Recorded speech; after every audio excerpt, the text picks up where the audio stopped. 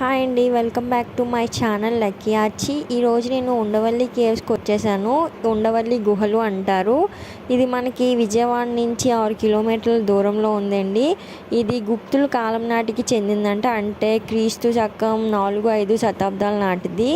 ఇక్కడ ఉండే శిల్పాలు అవి చాలా బాగున్నాయి.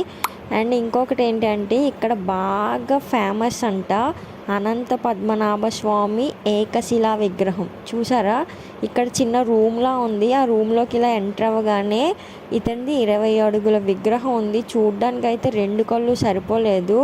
అసలు మన భారతీయ శిల్పకారులు చెక్కిన విధానం చూస్తుంటే ఎవరికైనా అసలు వాళ్ళని పొగడకుండా అయితే ఉండలేరు. అంత అందంగా అంత అద్భుతంగా ఉంది. 20 అడుగుల పొడుగు అంటే ఒక్కసారి ఆలోచించండి, చాలా పొడుగుంది.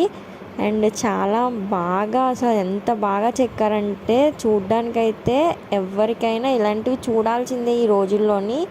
ఉండవల్లి కేవ్స్ చాలా బాగుందండి. గుప్తుల కాలం నాటి ఉండవల్లి కేవ్స్ కాబట్టి మీరు కూడా ఒక్కసారి సందర్శించండి. అప్పట్లో ఎలా ఉండేవో మీకు కూడా తెలుస్తాయి.